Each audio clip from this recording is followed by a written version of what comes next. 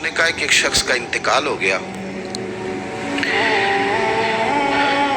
تو وہ جب اس کو دفن کرنے لگے جنازہ پڑھ کے، تو ایک آدمی نے اس کی چارپائی پکڑ لی۔ اس نے کہا اس نے میرا 45 لاکھ روپیہ دینا ہے، پہلے پیسے دو گے پھر دفن کرنے دوں گا، پیسے دے دو دفن کر لو۔ دور سے پکڑی، اب رش ہے، 3 بیٹے بھی تھے تو جائیداد بھی تھی، سارا کچھ تھا۔ ان 3 بیٹوں سے لوگوں نے کہا کہ تیرے ابے کو وہ دفن نہیں کرنے دے رہا، شور ہے تو، اور وہ بندہ بھی وہ تھا جو بڑا قریبی تھا اس کا، اس کے والد کا پارٹنر تھا، تعلقات تھے، تو اس نے کہا کہ پہلے پیسے دو پھر دفن کرنے دوں گا۔ اب وہ 3 بیٹے کہنے لگے کدھر سے پیسے دیں، 45 لاکھ ہی کہہ دیا ہے، ہمیں تو ابا نے کوئی نہیں بتایا، حالانکہ جائیدادیں ہیں، مکان ہے، سارا کچھ ہے، تو بھائی ہم کدھر سے دیں؟ چلو 2-4 لاکھ کی ٹھیک ہے، وہ تھوڑا سا کریں، نرم رویے کو تو ہم کرتے ہیں، شور تو ہے، لیکن کدھر سے دیں 45 لاکھ؟ جب بات بہت تیز ہو گئی، شور ہو گیا، وہ انسان مجنون بن کے اس نے چارپائی تھامی ہوئی ہے، کہتا نہیں پہلے پیسے دو گے پھر دفن کرنے دوں گا۔ 3 بیٹے تھے تو ایک بیٹی بھی تھی، بیٹی کو گھر میں پیغام گیا کہ تیرے ابا کو دفن نہیں ہونے دیتے، اس نے سارا زیور اتار کے بھیج دیا۔ اس نے کہا اس چچا سے کہو میرے ابا کے اس دوست سے جس نے قرضہ لینا ہے کہ یہ رکھ لے، اور میں تھوڑے تھوڑے کر کے پیسے لوٹا دیتی ہوں، پر میرے باپ کو مرنے کے بعد یوں رسوا نہ کرے، اس کو دفن تو ہونے دے، میں ایک پائی دے دوں گی، میرا وعدہ رہا۔ جب وہ بیٹی نے 8-10 لاکھ کا زیور بھیج دیا تو وہ قرضہ لینے والا شور کرنے لگا، اس نے کہا او مجھے پتہ چل گیا، مجھے معاف کر دو سارے اور اسے دفنا دو۔ کہا کیا ہوا؟ تو وہ کہنے لگا میں نے اس سے 45 لاکھ لینا نہیں تھا، میں نے دینا تھا، تو میں غور کر رہا تھا کہ اگر تو میں نے اعلان کر دیا نا کہ 45 لاکھ میں نے دینا ہے تو 110 نکل آئیں گے وارث کہ مجھے بھی دو مجھے بھی دو، تو میں نے یہ رویہ اس لیے اختیار کیا ہے کہ میں دیکھوں اس کا اصل وارث ہے کون۔ تو اصل وارث وہ بیٹی ہے جس نے اپنے کانوں سے بندے بھی اتار کے بھیج دیے، اور جس نے اپنے وہ شادی والے دن پہننے والے زیورات، پہلی رات کا وہ اس نے زیور بھی سارا اتار کے دے دیا۔ اس نے کہا کہ باپ کا کفن نہ میلا ہو جائے، تو اصل وارث بھی بچی ہے۔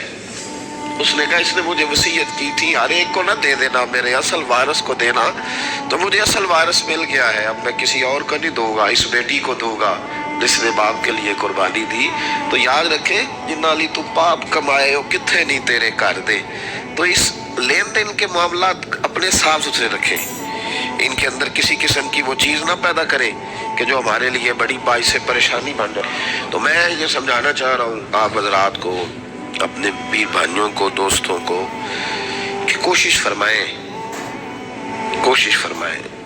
کہ آپ، اور یہ یاد رکھیں وہ میری اماں کبھی کبھی میرے ننہال سے نا کوئی چیز آتی تھی نا بطور تحفہ کے کسی چیز، تو میری اماں کہتی تھی میرے ماموں سے یا میرے نانا سے کہ بس ٹھیک ہے یہ آپ تھوڑا سا دے جائیں باقی لے جائیں، تو کہتے نہیں رکھ لیں۔ تو اماں کہا کرتی تھی کہ اپنے گھر سے بندہ کھائے تو پھر ہی پوری پڑتی ہے، کوئی دے گا تو کیا اس میں کتنی دیر، ایک دن بندہ کھا لے گا۔ وہ کہا کرتی تھی کہ اگر پورا کرنا ہے نا خرچہ تو بندہ اپنی کمائی سے ہی پورا کرے تو پورا ہوتا ہے، اگر کسی کے 10,000 سے آپ سمجھتے ہیں کوئی فائدہ ہوگا تو کچھ نہیں ہوتا، آپ کے دست و بازو جو ہمت کر کے لائیں گے اسی سے گزارا ہوگا۔ کسی کا 50,000 رکھ کے کتنا وقت بیت سکتا ہے، 1 لاکھ سے کیا مطلب، کیا بندہ کر سکتا ہے؟ تو سہارے نہ ڈھونڈو، خوددار بنو۔ طریقت میں، تصوف میں خودداری، ترمذی شریف کی ایک حدیث ہے مجھے بڑی پسند ہے، میں سمجھتا ہوں یہ حدیث اگر لوگ سمجھ جائیں نا تو بات بن جائے۔ نبی پاک صلی اللہ تعالی علیہ وسلم نے لوگوں سے کہا لوگوں چاہتے ہو کہ تم اللہ کے محبوب بن جاؤ؟ تو صحابہ کے چہرے کھل اٹھے، کہا یا رسول اللہ صلی اللہ علیہ وسلم بالکل چاہتے ہیں۔ فرمایا جو اللہ نے تمہیں دیا ہے اس پہ راضی ہو جاؤ، اللہ کے محبوب بن جاؤ گے، اللہ تم سے پیار کرے گا۔ اور پھر فرمایا چاہتے ہو کہ لوگ بھی تم سے پیار کریں؟ لوگ بھی کریں یا رسول اللہ، دل کرتا ہے۔ تو نبی پاک نے فرمایا کسی بندے کی جیب کی طرف کبھی نہ دیکھنا، جو سامنے والے کی جیب میں ہے اس سے بچ جا، اس کے مال پر نظر ڈالنی چھوڑ دے، لوگ بھی تجھ سے پیار کرنے لگ جائیں گے۔ لوگوں کے مال کی طرف نہ دیکھ۔ آپ رکھ لیں کسی کا 500 روپیہ بھی، وہ کہے گا بندہ ہی نہیں صحیح، میرا 500 کھا گیا۔ یہ مت سمجھے کہ بڑا امیر تھا، اس کو فکر ہی کوئی نہیں نا۔ ان معاملات کے اندر لوگ کہیں نہ کہیں بول ہی جاتے ہیں، کہیں نہ کہیں بات کر ہی جاتے ہیں، کسی نہ کسی جگہ زبان پھسل ہی جاتی ہے۔ تو مہربانی فرمائیں، مہربانی کریں، آپ اس بات پہ ضرور غور کریں، اور یہ میری اپیل ہے، آپ میرے پیر بھائی ہیں، عزیز ہیں، کہ کوشش فرمائیں لین دین کے معاملات کو 110% صاف رکھیں۔ کوشش کریں جہاں کوئی چیز دینی ہے، خریداریاں بعد میں ہوتی رہیں گی، جائیدادیں بعد میں بنتی رہیں گی، قرضے نہیں ہونے چاہیے، قرضہ نہیں ہونا چاہیے۔ میں ایک بزرگ سے کبھی کبھی ملتا تھا تو میں کہتا تھا حضرت جی حالات کیسے ہیں؟ تو کہتے ہیں الحمدللہ کسی کا دینا کچھ نہیں، الحمدللہ کسی کا۔ تو اس شخص وہ جب بات کرتا تھا تو مجھے یوں لگتا تھا کہ جیسے وہ شخص نعرہ لگا رہا ہے، الحمدللہ کسی کا دینا کچھ نہیں۔ یہ اللہ تعالیٰ کا شکر ہے۔ اور پھر وہ کبھی کبھی یہ بھی کہا کرتے تھے کسی سے 200-250 لینا ہوگا، میں نے دینی کوئی شے نہیں، کوئی کبھی کبھی ٹٹولو گے تو میرا کسی طرف کوئی نکل ہی آئے گا، لیکن میں نے کسی کا دینا کوئی نہیں۔ میرے اسا فرمایا کرتے تھے ہماری تو طریقت بھی بڑی دلیر ہے۔ میں نے ایک دفعہ کہا حضور نظریہ طریقت کیا؟ فرمانے لگے ہماری تو طریقت بھی بڑی خوددار ہے، ہم مریدوں کا خرچ نہیں کراتے، ہم تو کئی دفعہ مریدوں پہ خرچ کر ڈالتے، ہماری تو طریقت بھی بڑی توانا ہے، نے تو مزاج ہی بڑا انوکھا پایا ہے۔ تو مہربانی فرمائے لینے دینے کے ماں ایک حدیث بخاری میں بڑی مزیدار ہے، بخاری میں، سبحان اللہ۔ اور بخاری شریف قرآن مجید کے بعد امت مسلمہ کے پاس سب سے معتبر کتاب کا نام بخاری شریف ہے۔ نبی پاک صلی اللہ علیہ وسلم نے فرمایا ایک بھائی اپنے بھائی سے قرضہ لینے لگا، ایک دوست اپنے دوست سے پیسے لینے لگا۔ اس نے کہا یار پیسے تو میں دے دیتا ہوں پر کوئی گواہ؟ اس نے کہا غریبوں کے گواہ نہیں ہوتے، میرا گواہ اللہ ہے۔ اس نے کہا کسی کی ضمانت دے دو۔ اس نے کہا میری کون ضمانت دے گا، میری ضمانت میرا اللہ ہی دے گا۔ وہ بات ہو گئی 1000 دینار، اس کو بات بڑی پسند آئی، کہا اللہ کے نام پر تو کہتا ہے اللہ بھی گواہ ہے ہمارے درمیان اور اللہ ہی ضمانتی ہے، تو لے لے پیسے۔ 1000 دینار دے دیے۔ اب وہ بندہ دریا کے پار چلا گیا۔ محنت، یہ دیکھیں اب اس حدیث سے آپ درس دیکھیں، یہ حکایت نہیں، یہ میرے رسول پاک کا بیان کیا ہوا فرمان ہے۔ اس کی صداقتوں پہ دیکھیں، اور بخاری کی حدیث کے جملے کتنے حسین ہیں۔ نبی پاک صلی اللہ علیہ وسلم نے فرمایا وہ جس نے پیسے لیے بطور قرضہ وہ دریا کے پار چلا گیا، محنت مزدوری کرتا رہا، جب مقررہ وقت آیا تو اس نے 1000 دینار جو وعدہ کیا تھا کہ فلاں تاریخ کو دے دوں گا، اس تاریخ کو اس نے 1000 دینار لیے اور دریا کے کنارے پہنچ گیا کہ مجھے کشتی ملے تو میں اس تک پہنچاؤں، لیکن اس نے اتفاق کہ اس دن کشتی کوئی نہ ملی، بڑا انتظار کیا، کشتی کوئی نہ ملی۔ اس نے ایک لکڑی لی، لکڑی کو اندر سے پھاڑا، موٹی لکڑی ہوتی ہے نا بانس کی طرح، اس کے اندر سوراخ بن جاتا ہے، جگہ بن جاتی ہے، اس نے اندر سے اس کی کھدائی کی، اس کے اندر اس نے 1000 دینار رکھا اور ایک روکا رکھا کہ بھائی میں پہنچنا چاہتا تھا لیکن مجھے کشتی نہیں ملی تو میں 1000 دینار رکھ رہا ہوں، جس رب کی ضمانت پر میں نے لیے تھے مجھے امید ہے رب تجھ تک پہنچا دے گا، مجھے امید ہے اللہ پہنچا دے گا تیرے تک، مجھے امید ہے رب پہنچائے گا۔ یہ کہہ کہ اس نے اس کو بند کیا کسی کپڑے کے ساتھ اور بند کر کے دریا میں ڈال دیا۔ اب وہ انتظار کرنے لگا، وہ جو شخص تھا وہ بھی کنارے آیا کہ آج اس کا وعدہ ہے، اس نے آنا ہے۔ دینے والے کو ٹینشن ہوتی ہے تو میرے خیال ہے لینے والے کو بھی بہت زیادہ ہی ہوتی ہے کہ آج لینے۔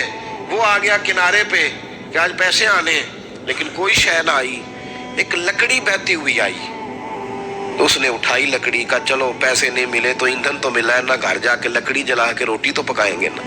وہ لکڑی اٹھا کے گھر لایا، گھر لا کے جب اس کو چھیلا، توڑنے لگا کہ ٹکڑے کر کے اس سے آگ جلاتا ہوں، اس نے کھولی تو اندر سے رکا بھی نکل آیا اور 1000 دینار بھی نکل آیا۔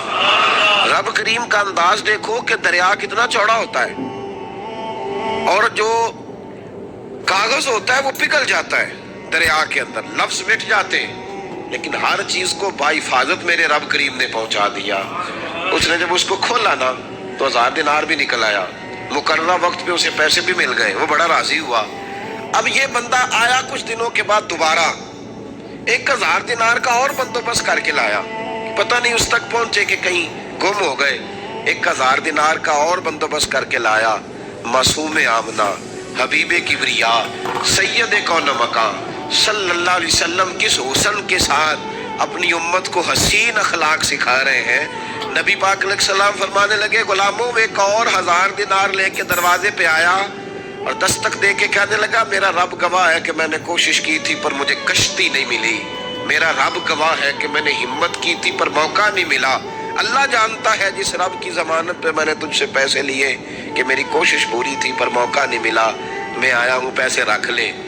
اس نے کہا اگر اللہ تیرے اور میرے درمیان گواہ تھا پھر وہ کریم بھی بڑا ہے، تو نے دریا میں ڈالے تھے تو رب کریم نے باحفاظت مجھے پہنچا بھی دیے اور تیری عزتوں کو اس نے برقرار رکھا ہے، میرے دل میں تیری گویا قدر بڑھ گئی ہے۔ او بھائی، جو رب کریم پہ بھروسہ کرے، جو اللہ پہ بھروسہ کرے اور ارادہ کرے، اور اسی طرح کی ایک اور حدیث سیاستہ میں موجود ہے، نبی پاک صلی اللہ علیہ وسلم نے فرمایا ایک بندے کا ارادہ تھا قرضہ دینے کا، اس کا پروگرام تھا واپس کروں گا پیسے، محنت کر رہا تھا، جدوجہد کر رہا تھا، کوشش تھی، وہ نیت اس کی صحیح تھی، دبانے کا 1% بھی ارادہ نہیں تھا، کوشش جاری تھی، ہمت کر رہا تھا، فوت ہو گیا۔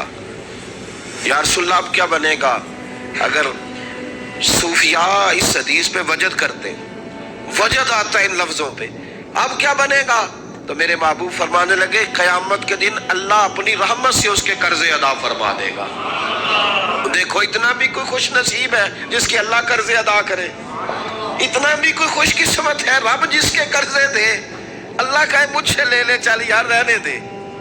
او بھائی ان لفظوں کو دیکھیں نا، جس مبارکہ میں سرکار دو عالم صلی اللہ علیہ وسلم نے فرمایا قیامت کے دن 2 بھائی، ایک بھائی پہلے انتقال کر گیا، ایک بعد میں فوت ہوا، جو پہلے چلا گیا اس کے کچھ حقوق بعد والے نے دینے تھے، سمجھ لے کچھ قرضے تھے، اب وہ پہلے فوت ہوا، اسے بعد میں احساس ہوا، اس نے کوشش بھی کی، معافیاں بھی مانگی، لیکن اب وہ فوت ہو چکا تھا۔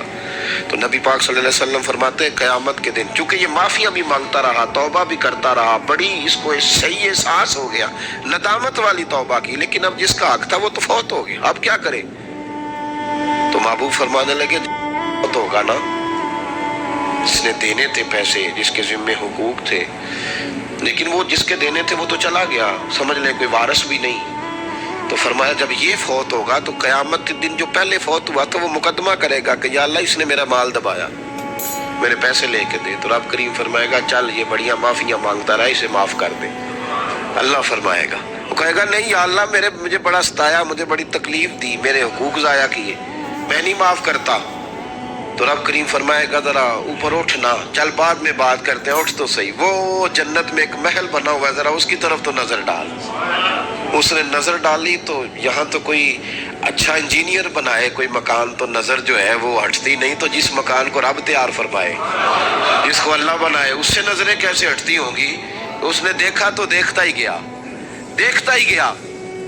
عرض کرنے لگا مولا یہ کس کا مکان ہے؟ تو محبوب علیہ السلام فرماتے ہیں رب کریم نے فرمایا اس کا ہے جو اس کی قیمت دے گا۔ کہا یا اللہ کون قیمت دے گا؟ فرمایا تو بھی دے سکتا ہے۔ یا اللہ میں غریب فقیر میں کیسے قیمت دوں؟ تو اللہ فرمائے گا چل تو اپنے بھائی کو معاف کر دے، میں محل تجھے دے دیتا ہوں، تو معافی دے دے، محل تیرا ہوا۔ تو حضور فرماتے ہیں 3 دفعہ بولا، کہنے لگا یا اللہ میں نے معاف کیا، یا اللہ میں نے معاف کیا، یا اللہ میں نے معاف کیا۔ تو اللہ فرمائے گا پھر بھائی کا بازو پکڑ، وہ ایک محل نہیں، وہ ایک ہی نقشے کے 2 بنائے ہوئے ہیں، اس کا بازو پکڑ دونوں جنت میں چلے جاؤ، میں نے تم دونوں کے لیے گھر بنا دیا ہے۔ تو اپنے معاملات صحیح کرنے کی کوشش کریں، اپنے معاملات صحیح کریں۔ ہم اس سلسلہ عالیہ میں داخل ہیں کہ حضور غوث اعظم رضی اللہ تعالیٰ عنہ کے والد کا مشہور واقعہ ہے کہ بھوک لگی تھی تو دریا میں بے توبہ سیب کھا لیا تھا، سیب کھا لیا غوث اعظم کے والد نے۔ تو پھر کہنے لگے اوہو یہ میں نے کیا کیا؟ جس سمت سے وہ سیب آیا تھا وہاں جانے لگے، وہاں ایک باغ تھا، پیچھے جا کے ٹہنیاں جھکی ہوئی تھیں، تو یہاں سے سیب آیا۔ باغ کے مالک بھی بزرگ تھے، ان سے جا کے کہا غلطی سے کھا لیا ہے، معافی مل جائے۔ انہوں نے کہا معافی اتنی جلدی نہیں ملتی۔ کیسے ملے گی؟ فرمایا 12 سال مالی بن کے میرے باغ کی نوکری کر۔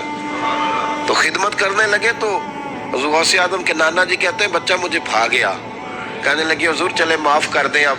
تو کہا معافی نہیں ملے گی، میری ایک بیٹی ہے، آنکھوں سے اندھی ہے، آنکھوں سے اندھی، کانوں سے بہری، زبان سے گونگی اور پیروں سے لنگڑی، اس سے نکاح کر پھر معافی ملے گی۔ کھایا کیا؟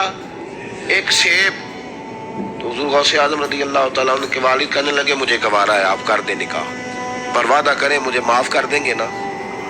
تو کہتے ہیں نکاح ہو گیا۔ جب پہلے دن میں حجرہ عروسی میں داخل ہوا تو میں نے پلنگ پر کوئی معذور نہیں، جنت کی حور کی مثل عورت بیٹھی دیکھی، اور جس کا حسن بتاتا تھا کہ چہرے سے زیادہ باطن میں اللہ نے روشنی عطا فرمائی ہوئی ہے۔ فرماتے ہیں میں نے اس کے قریب جا کر تو کون ہے؟ مجھے تو کچھ اور بتایا گیا تھا۔ فرمایا تجھے بتایا گیا تھا کہ آنکھوں سے اندھی ہے، اس لیے کہ کبھی غیر محرم کا چہرہ دیکھا ہی نہیں، کانوں سے اس لیے بہری ہے کہ کبھی غلط بات سنی نہیں، کسی غلط کے پاس